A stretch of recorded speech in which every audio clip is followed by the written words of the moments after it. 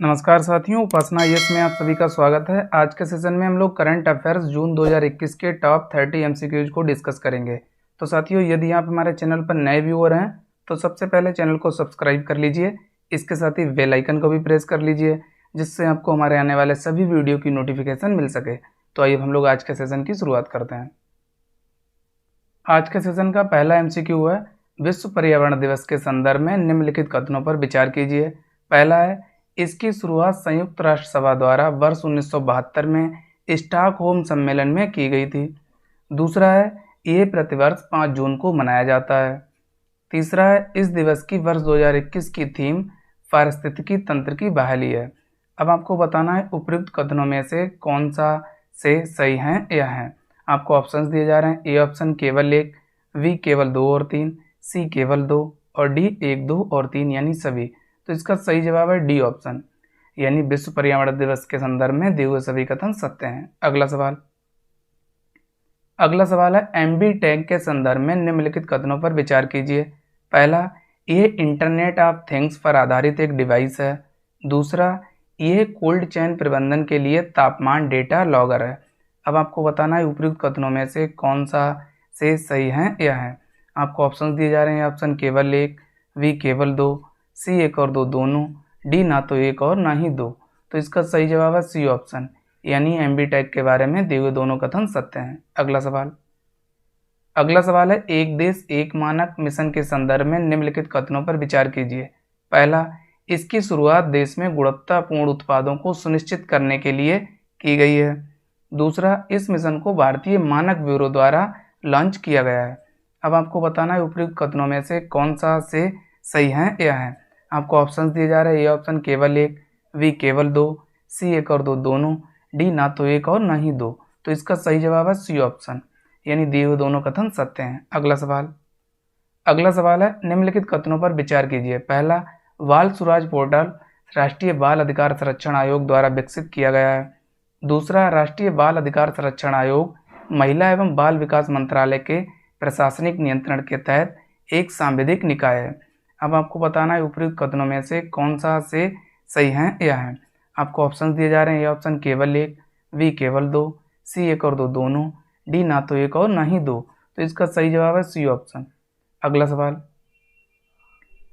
सवाल है, H1 यानी H10N3 के संदर्भ में निम्नलिखित कथनों पर विचार कीजिए, या H10N3 के संदर्भ में निम्नलिखित कथनों पर विचार कीजिए।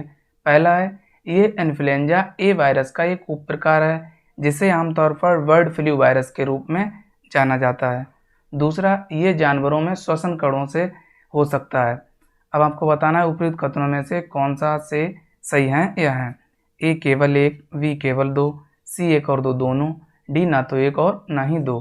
तो इसका सही जवाब है सी ऑप्शन, यानी दिए हुए दोनों कथन H10N3 के बारे में सत्य हैं। अगला सवाल है, निम्नलिखित कथनों पर विचार कीजिए। पहला, इंटरनेशनल थर्मोन्यूक्लियर एक्सपेरिमेंटल रिएक्टर यानी ITER फ्रांस में स्थित है।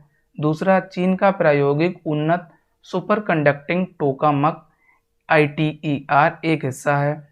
तीसरा, भारत ITER परियोजना का एक सदस्य है। अब आपको बताना है उपयुक्त कथनों में से कौन सा से सही है या है। ए केवल 1, बी केवल 2 और 3, सी केवल 1 और 2, डी 1, 2 और 3 यानी सभी। तो इसका सही जवाब है डी ऑप्शन, यानी दिए हुए तीनों कथन सत्य हैं। अगला सवाल है, निम्नलिखित कथनों पर विचार कीजिए। पहला, सामाजिक न्याय और अधिकारिता मंत्रालय द्वारा वरिष्ठ नागरिकों के लिए सेज यानी senior care ageing growth engine पहल शुरू की गई है। दूसरा, रजत अर्थव्यवस्था में वे सभी आर्थिक गतिविधियां, उत्पाद और सेवाएं शामिल हैं जिन्हें वरिष्ठ नागरिकों की जरूरत को पूरा करने के लिए तैयार किया गया है। अब आपको बताना है उपयुक्त कथनों में से कौन सा से सही है या है। ए केवल 1, बी केवल 2, सी 1 और 2 दोनों, डी ना तो 1 और ना ही 2। तो इसका सही जवाब है सी ऑप्शन, यानी दिए हुए दोनों कथन सत्य हैं। अगला सवाल है, निष्पादन ग्रेडिंग सूचकांक यानी PGI के संदर्भ में निम्नलिखित कथनों पर विचार कीजिए। पहला, सूचकांक में राज्यों और केंद्र शासित प्रदेशों को इष्टतम शिक्षा परिणाम प्राप्त करने के लिए बहुआयामी हस्तक्षेप करने के लिए प्रेरित करने की परिकल्पना की गई है। दूसरा, ये स्कूल शिक्षा और साक्षरता विभाग द्वारा शुरू किया गया। अब आपको बताना है उपयुक्त कथनों में से कौन सा से सही है। यह है ए केवल एक, बी केवल दो, सी एक और दो दोनों, डी ना तो एक और ना ही दो। तो इसका सही जवाब है सी ऑप्शन, यानी निष्पादन ग्रेडिंग सूचकांक के बारे में दिए हुए दोनों कथन सत्य हैं। अगला सवाल है आई फैमिलिया के संदर्भ में निम्नलिखित कथनों पर विचार कीजिए। पहला, इसे इंटरपोल द्वारा लॉन्च किया गया है। दूसरा, ये परिवार के डीएनए के माध्यम से लापता व्यक्तियों की पहचान करने के लिए एक वैश्विक डेटाबेस है। तीसरा, बोनापार्ट एक डीएनए मैचिंग सॉफ्टवेयर है। अब आपको बताना है उपयुक्त कथनों में से कौन सा से सही है। यह है ए केवल एक, बी केवल दो और तीन, सी केवल दो, डी एक दो और तीन यानी सभी। तो इसका सही जवाब है डी ऑप्शन, यानी आई फैमिलिया के बारे में दिए हुए तीनों कथन सत्य हैं।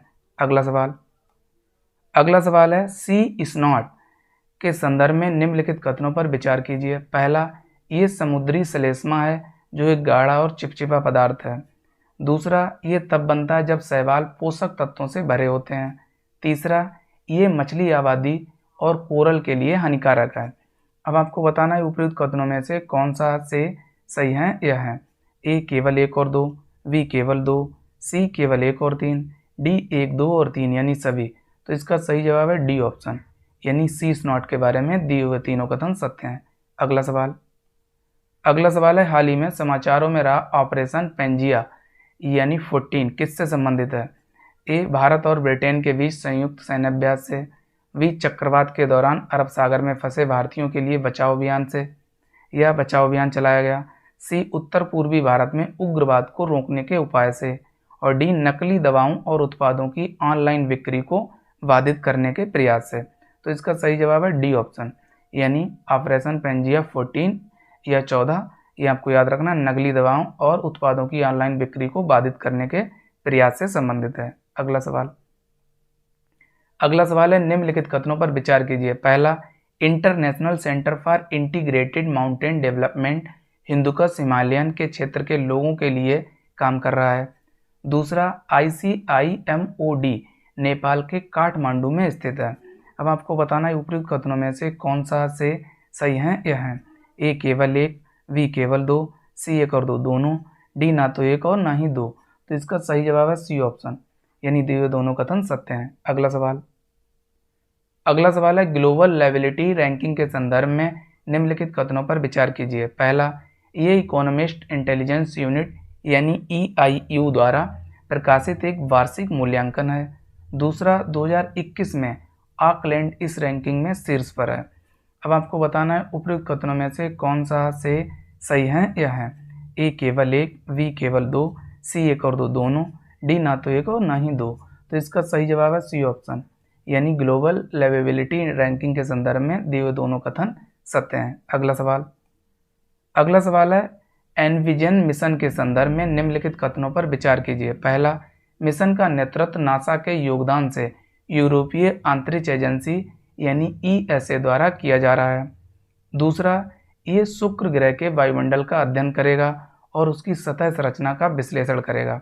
अब आपको बताना है उपयुक्त कथनों में से कौन सा से सही है। यह है ए ऑप्शन केवल एक, बी केवल दो, सी एक और दो दोनों, डी ना तो एक और ना ही दो।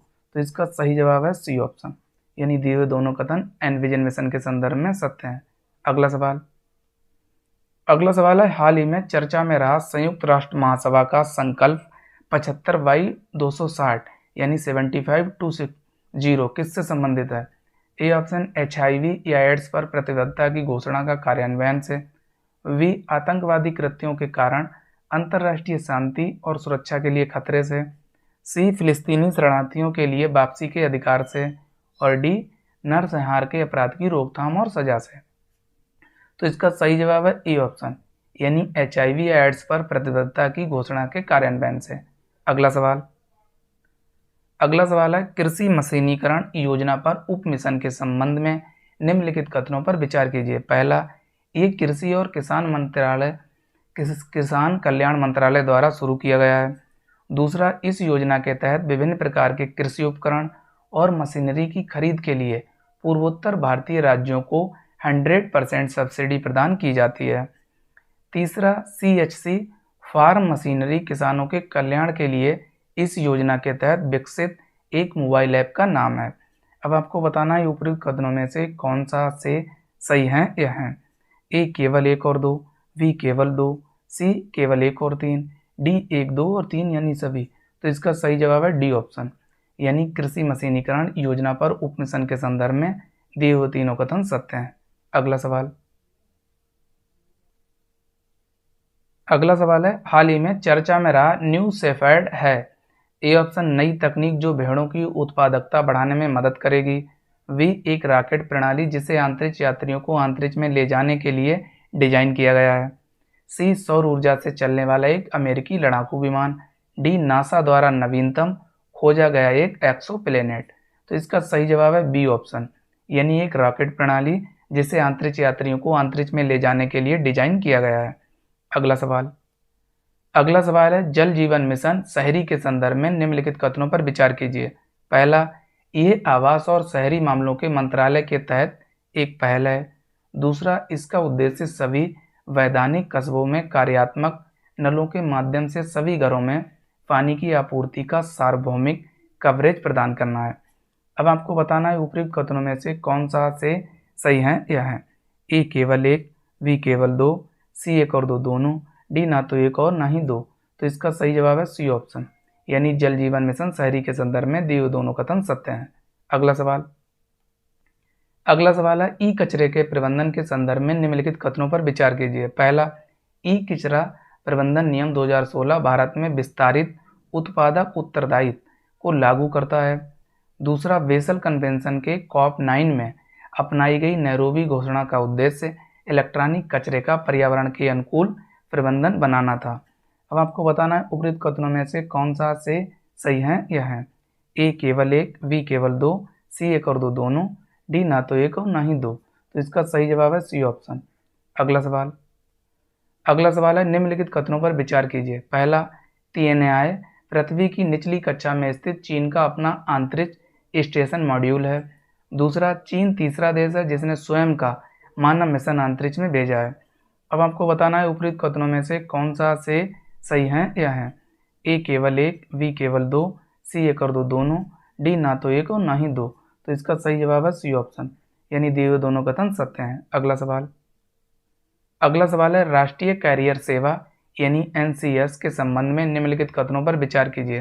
पहला है, NCS को ई गवर्नेंस योजना की छत्र छाया में लॉन्च किया गया था। दूसरा, श्रम और रोजगार मंत्रालय NCS के कार्यान्वयन के लिए नोडल मंत्रालय है।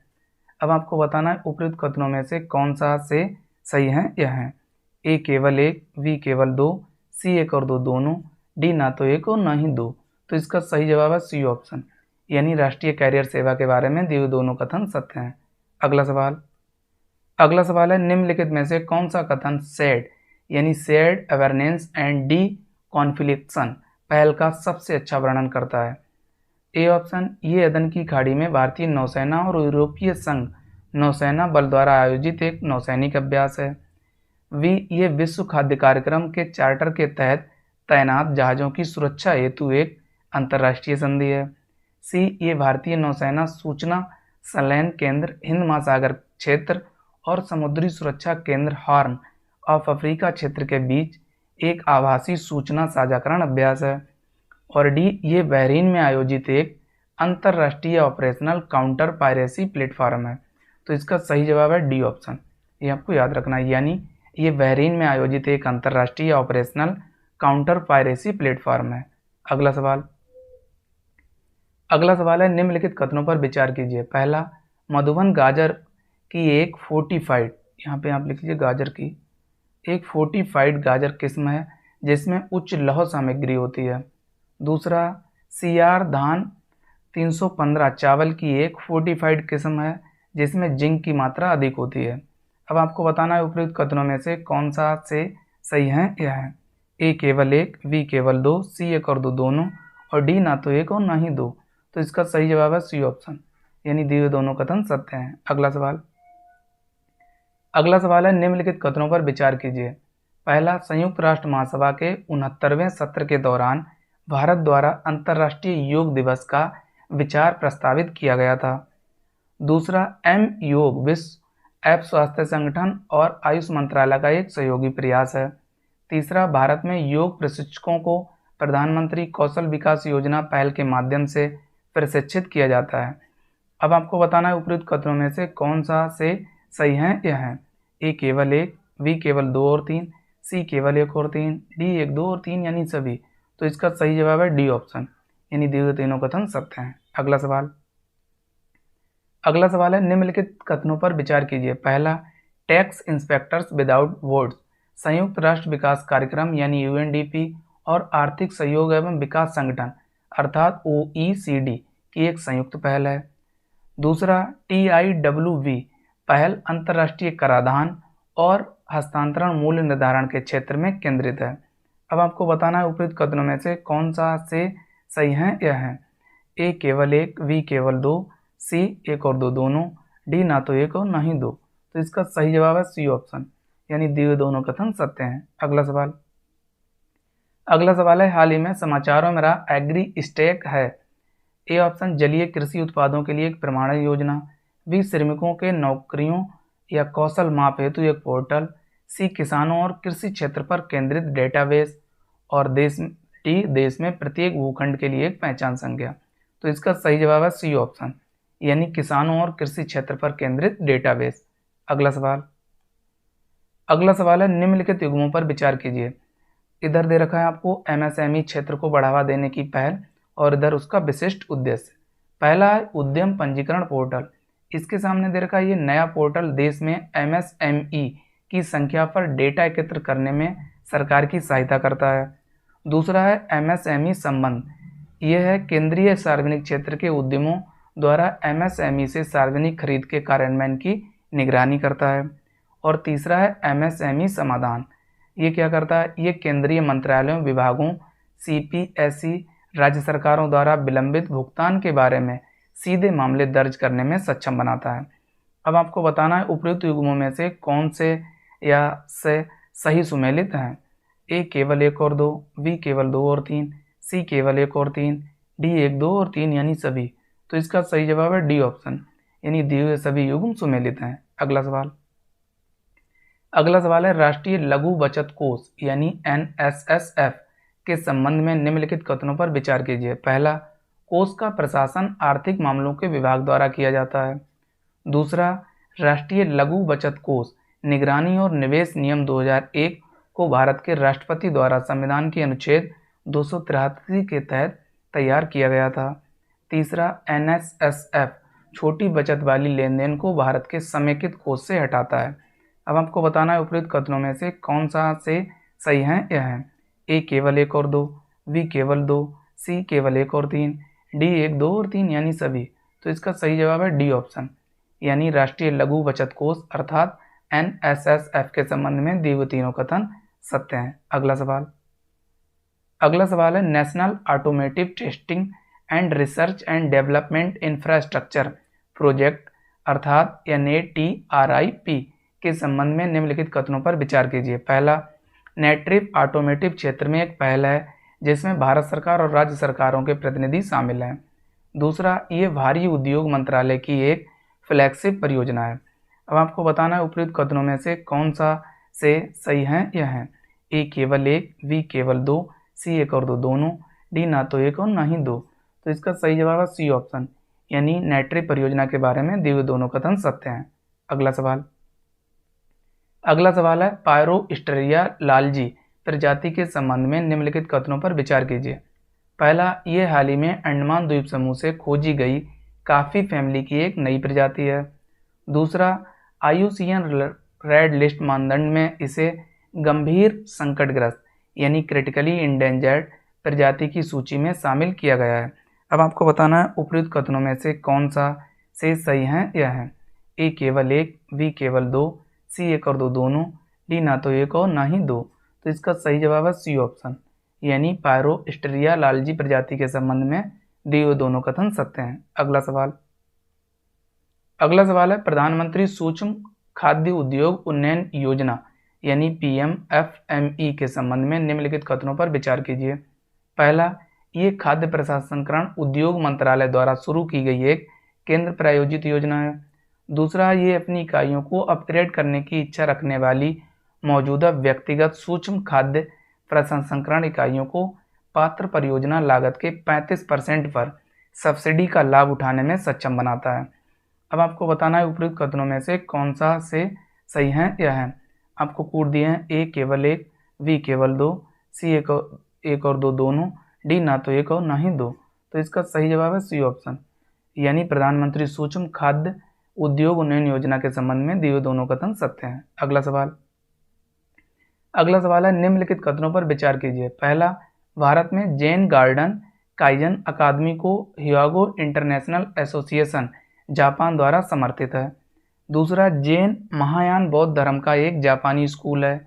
तीसरा, काइजेन भारत में योग के समान जापानी व्यापार दर्शन है। अब आपको बताना है उपयुक्त कथनों में से कौन सा से सही है यह है। ए केवल एक, बी केवल एक और दो, सी केवल दो, डी एक दो और तीन यानी सभी। तो इसका सही जवाब है डी ऑप्शन, यानी दिए हुए तीनों कथन सत्य हैं।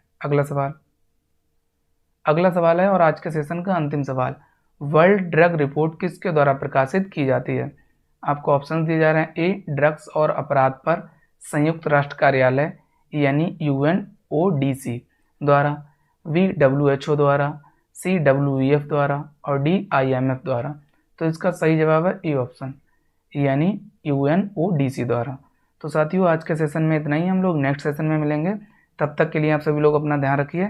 साथ ही उपासना IAS के चैनल को लाइक, शेयर और सब्सक्राइब करना ना भूलिए। Thank you, best of luck.